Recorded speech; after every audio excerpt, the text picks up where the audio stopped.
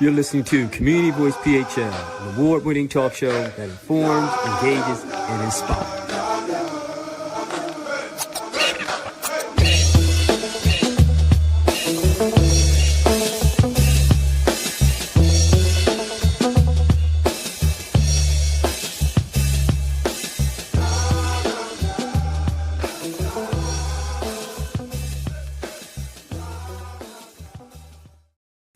Hey, thanks again for tuning in to Community Voice PHL Talk Show, an award-winning talk show that highlights the value-based programs and services that people are doing all across the tri-state area. You listen to WPPM Philadelphia 106.5. And Community Voice is a show that highlights these programs because we want to always make sure we keep you up to date so that you can build caring and prosperous communities right where you're at and even in your local area. So we're always excited to be on the airways with you today. And you know what? As we did last week, we're going to be doing our Smart Start series. And as anyone who normally listened to us from the beginning of the year, you know, we always feature, experts who we've previously had on the show and or maybe sometimes new experts. But it's always based upon making sure we can get our year off to a smart start, whether that's with health and wellness, whether that's finance, whether that's fitness or fashion. We're always going to be starting off our year with a Smart Start series. And I'm excited with this next guest that we're going to be having on the show, talk about another smart start idea to help us begin our year and, continue our life in a smart, efficient manner. So always excited about the beginning of the year. And we have our Smart Start series because, I learn and hopefully, our listeners and viewers, you all will learn as well some of the great things that they're doing. So we're always going to be excited about that. And talk about excitement. Well, maybe not too much excitement, for those of us who are Eagles fans. It wasn't really too exciting for us. The season was the season, but, we're going to be able to overcome this season and, get to the place where we can be back at a winning team again. And, they made some adjustments. I know a lot of Eagles fans were out there hoping that they would make some adjustments, and they made some adjustments, and some were saying maybe a little bit too late, but nonetheless, adjustment was made. And so we see what will that bring for next year. But nonetheless, just wanted to put that out there because I know a lot of my friends and colleagues are talking to me about that. And many of you, of course, know that I'm not an Eagles fan, but, I can support the home team in some spaces. And whenever they make the playoffs, I try and root for the home team. So this year it didn't quite work out, but, we made some changes. And so it's always next year. Let's see what we can do for next year. But as for right now, we're going to be making sure we get all the information out again for the Smart Start series. And also, I came across this website. I didn't check it out yet. So, when I mention it and you all go check it out, don't go hate me or nothing like that. But I just want to make sure it's an information website where you can check out some of the latest events and shows and things that are happening in the 215 area. Of course, not just 215. Of course, we know we got 484 and 267, but nonetheless, it's called do215.org, do215.org, and it just talks about all the great things that are happening in the 215 area, Philadelphia area. So I'm gonna go check it out, and then I'm gonna give some feedback on it and see if it really gets us up to date with all the things that's happening in our area, because I want to do that. It's part of like what the show does as well. We inform and we engage, right? So we want to make sure we can have websites and access to information. So I'm going to go check this out, do215.org. And if any of our viewers or listeners have a chance, you check that out as well. And send us an email to communityvoicephl@gmail.com and let us know what you think about that website. And we want to check it out and see if they really give us up-to-date information about, what they're doing and things of that nature. But also I wanted to mention a free library. Go to the free library. And the reason why I say that, because that's an overlooked resource in many of our communities. A lot of times, when we go to the library, we don't really take advantage of all the resources that are there. They have not just the books, but they have workshops there, right? They have community sessions there. They have a lot of great resources at the library. So go to your local library. There's various different library branches all throughout the city. And of course, there's one in Center City, the main library in and of itself. But I'm encouraging each one of us to go, check out our local library.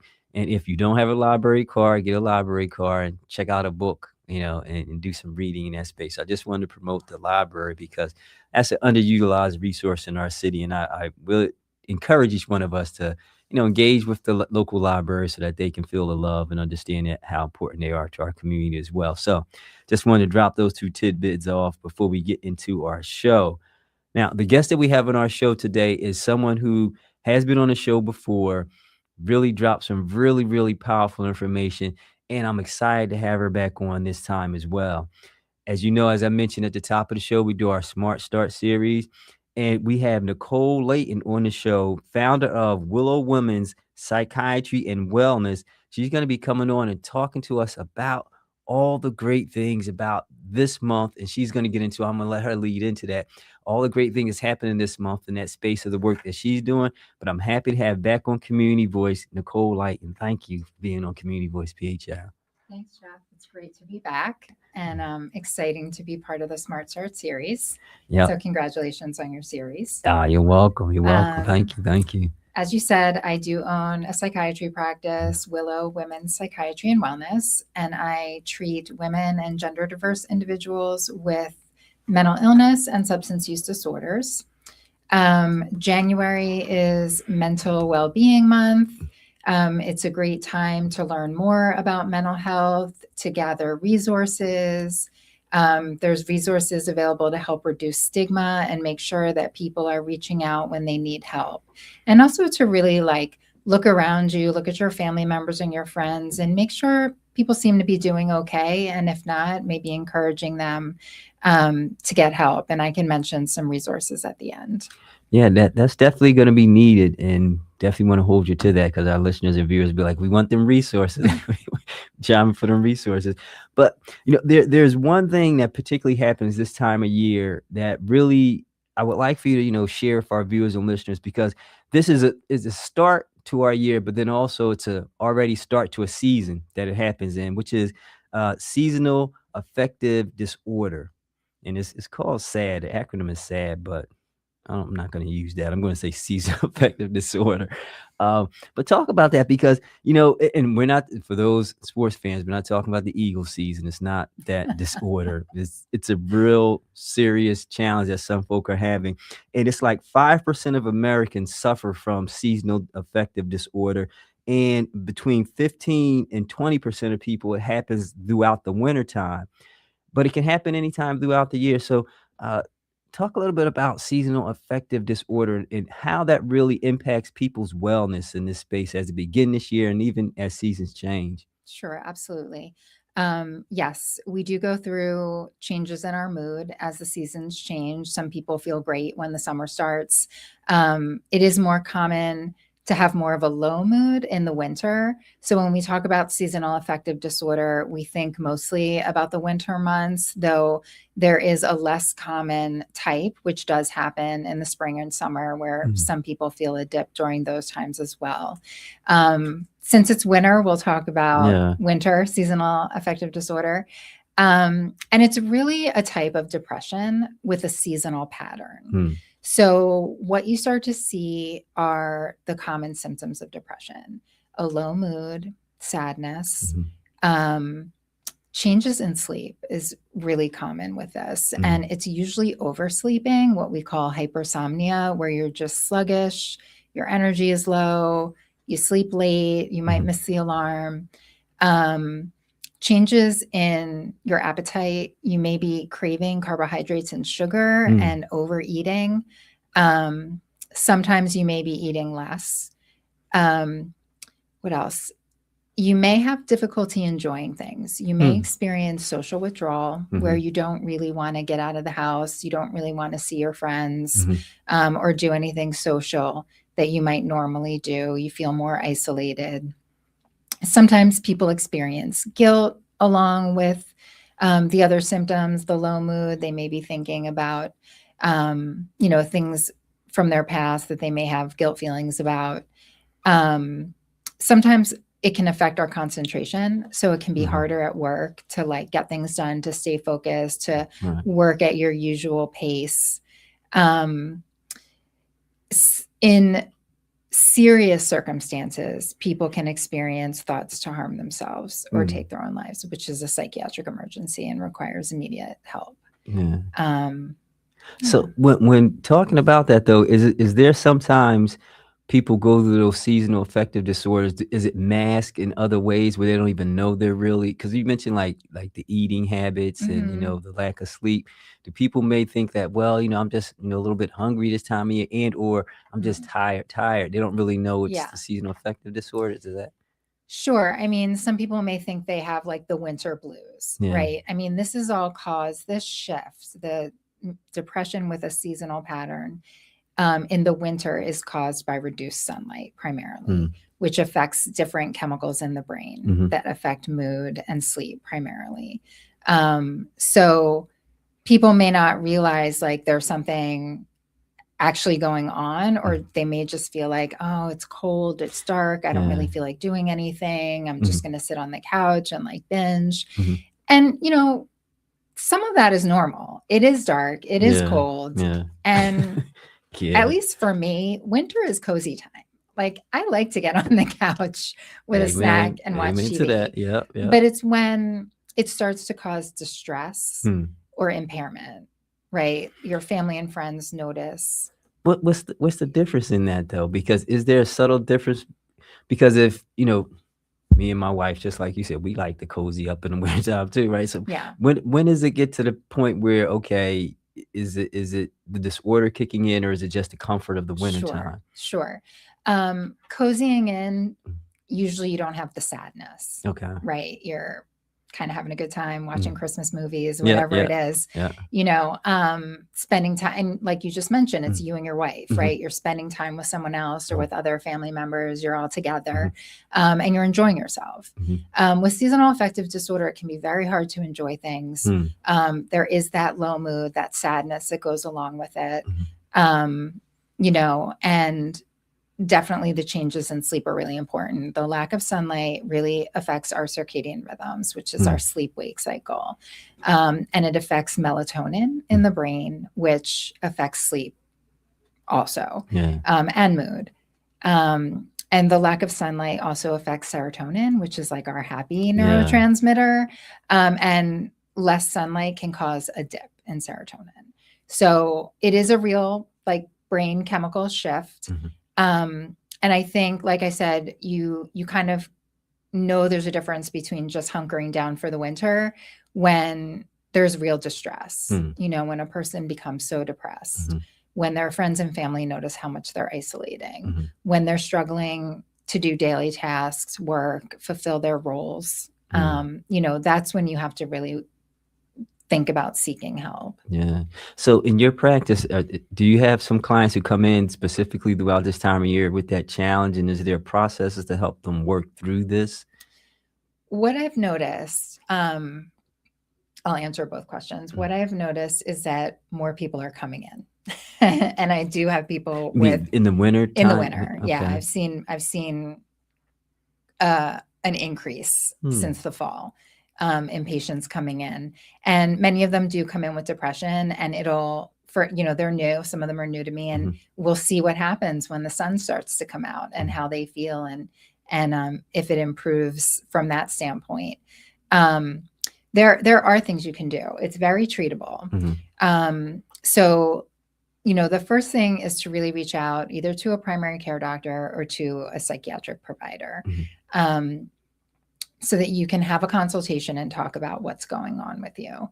From the psychiatric standpoint, in terms of treatment, there are medications that help with serotonin.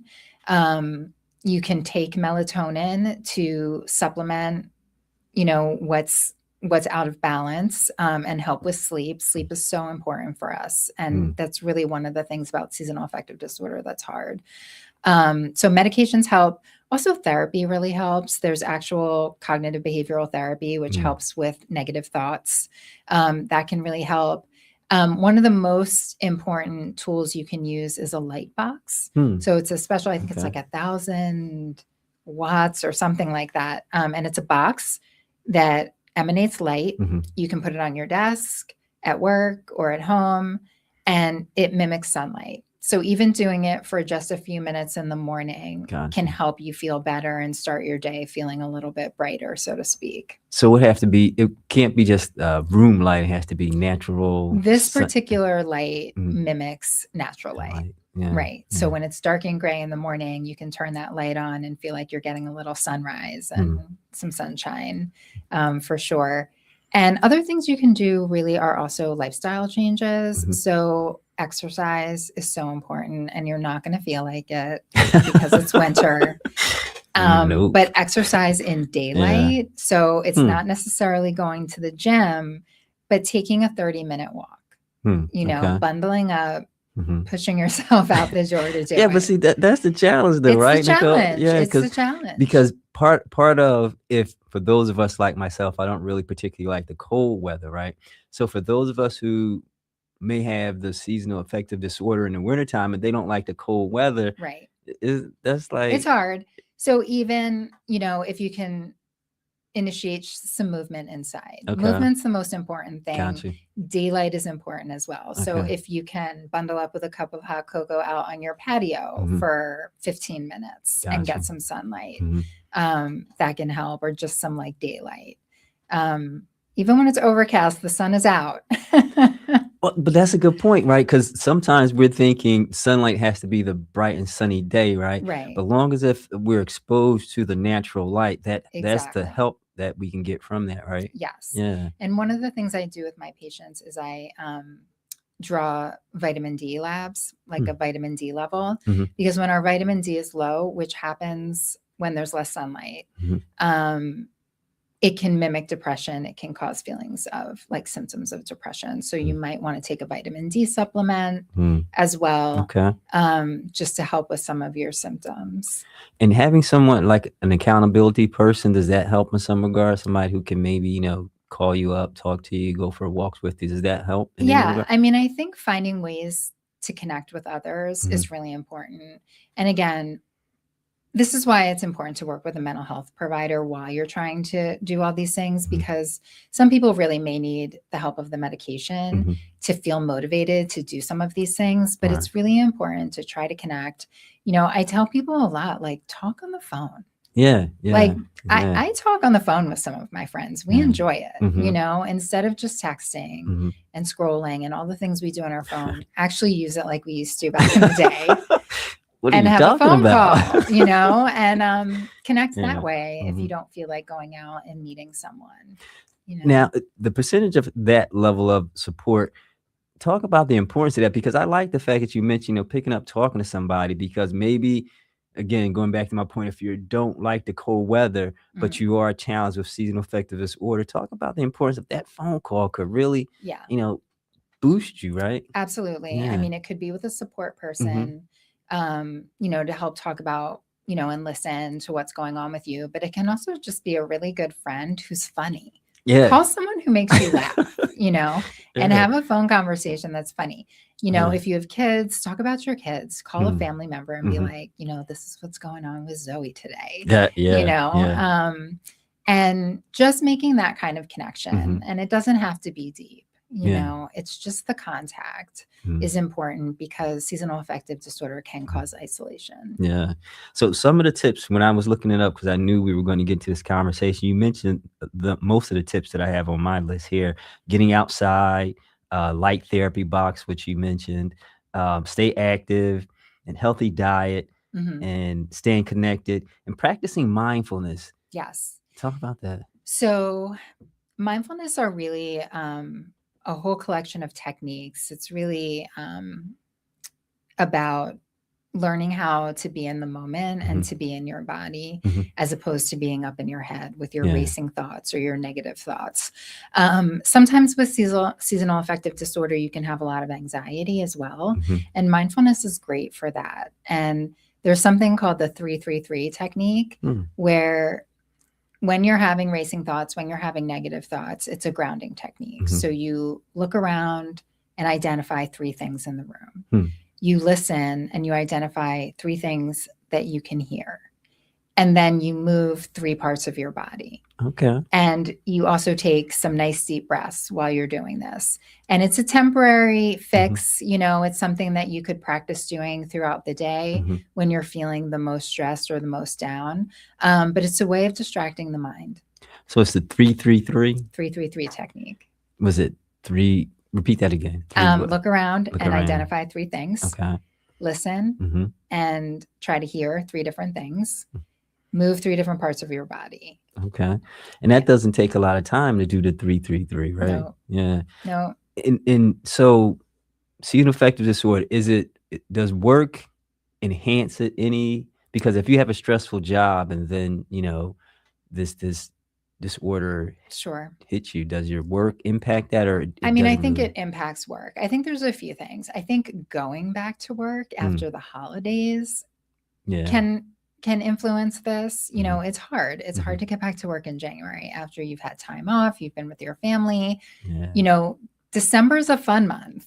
You Yeah. know, Yeah. it can be. I mean, No, for I some hear what people, you're the saying. holidays Yeah. are hard, Right, but right. a lot of people really enjoy the holiday Mhm. season. And then Mhm. it's like a downer when it's over, Mhm. and then you're back to work and back to the daily grind. So Mhm. that can cause sort of a dip in your mood and how you're feeling, and Mhm. can bring some of this on for sure.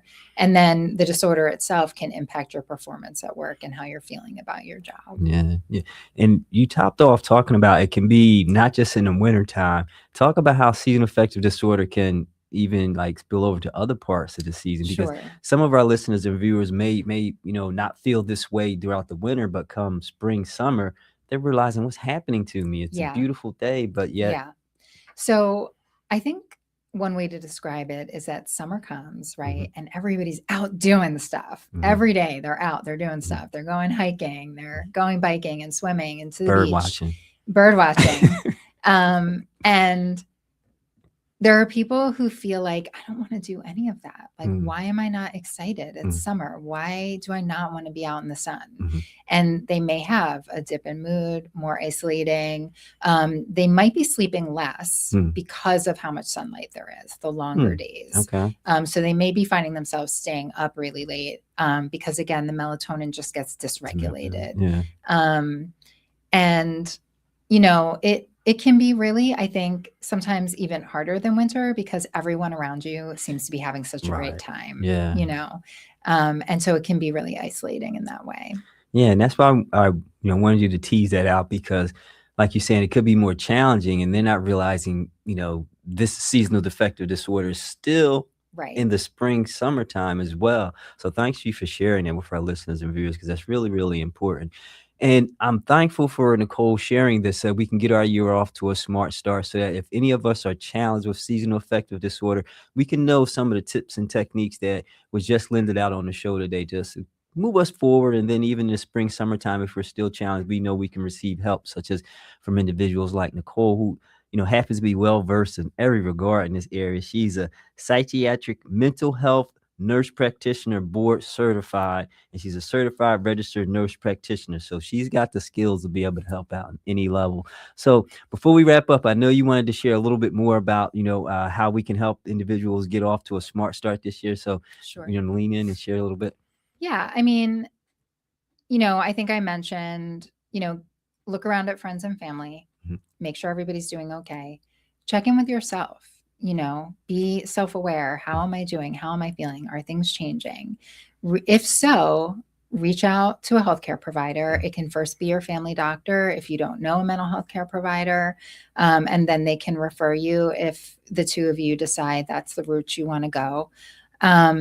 There is a great resource, the National Association of Mental Illness, known as NAMI. You can go to NAMI.org and you can find information on all kinds of mental illnesses, including seasonal affective disorder. They have resources, they have hotlines, numbers. I think they even have a provider search. Use your insurance company to find a mental health care provider. Just go online and search. And in the event that you are feeling so low that you are thinking about harming yourself or taking your own life, please call 988. Yeah. It is the mental health that's crisis important. hotline, and someone will stay on the phone and talk to you. Yeah. You can also go to your nearest crisis response center or the emergency department. Yeah, and that's very important. Thank you for throwing that out there, because 988 is a very vital number, particularly if anyone's challenged with seasonal affective disorder and get to that space in their life. So thank you for putting that out there. But before we can wrap up, I know a few more things. It typically has an onset at around 18 to 30. Yeah. So it's more common in women, Right. That's and what I it's was gonna more say. common in Yeah. young adults. Yeah. So Yeah. talk about that. Is it because of the biological makeup of women or It may be genetical makeup? hormonal. Okay. It may be hormonal. Mhm. And for young adults, I'm not really sure why Mhm. it's more common. I mean, that's just what the data tells us. It doesn't Right. mean someone older can't have this condition. Exactly. Yeah. It's just more common in those populations.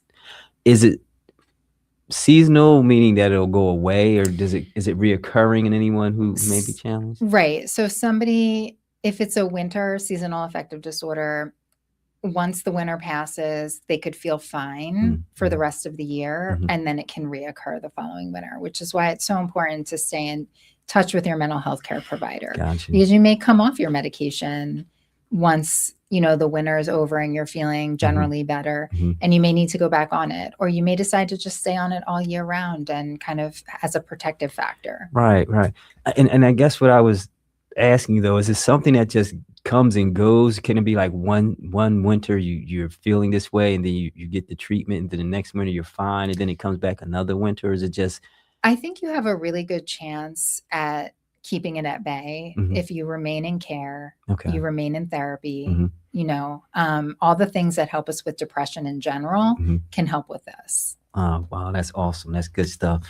So for sure, we want to make sure we have those connections though, because those connections, either way, whether that's with a therapist or practitioner and or family member, is the social connections sort of like the non-medical way of making sure? I mean, we all need that, no matter how we're feeling and no matter what our mental health status is. We all need connection just as humans. That's how we're built. And when you're, experiencing something like depression or seasonal affective disorder, it's really important to stay connected and not isolate, even though that's what you're going to feel like doing. Yeah. I mean, especially if it's in the wintertime and, the ebbs and flows of just being out in the cold and just the changes in the light. It's really just understanding how we can better position ourselves in these changes that we have that sometimes we're not aware of, because it could be just thinking you just want to really cozy up, as we talked about, but it's more to it than that. Especially then if you have a job that's getting on your nerves and you feel like you just want to cozy up, and we're thinking it's nothing but those things, but it's really something that we really should look at. And thank you for sharing and bringing light to this issue, because I'm sure there could be someone who's listening, and maybe someone who knows someone who's listening or watching, that could be like, wow, this is really something I need to look at for myself or for one of my loved ones. So I appreciate you sharing that. Yeah. Of course. So before we wrap up, I know you got some great news you want to share for our listeners or viewers. Yes. I wanted to share that I'm now in network with several insurance companies. So if you are struggling with seasonal affective disorder, depression, anxiety, or any other mental health condition, and you are a woman or a gender diverse individual, please go to my website, www.willowwomenspsychiatrywellness.com. and book an appointment or a consultation with me. We can talk for a few minutes and see what I can do to help. Oh, she needs more to see. She can help you. She'll probably be able to help more than you realize. But, I'm always excited to have you on the show. Definitely will, of course, have you back on, because the information that you share is really life-changing and supporting us to our wellness in every regard.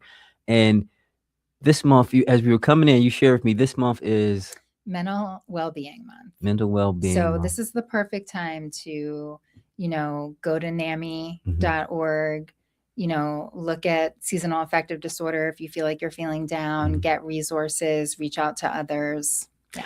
Is there anything else that's happening with mental health and wellness like this time of year? Because we talked about seasonal affective, but I want to make sure we can, share anything else that may be something that's overlooked in this space. And I wonder if we can find out what's going on Do 215 or whatever that is. Maybe they have some mental health events on there. Oh, I'm sure. Well, we will. That's what we're going to do. We're going to find out. So now she's tasking for jobs. So I like it.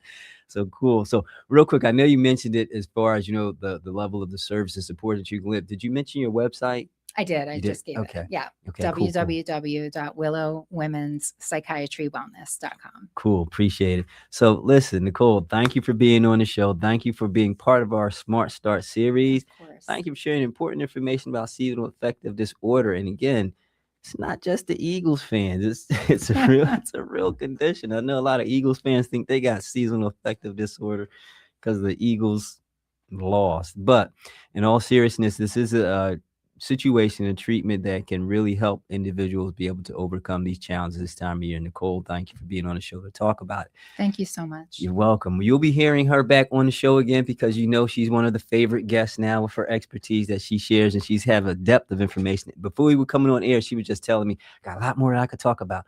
I can do the whole hour. I said, Nicole, we only have half an hour.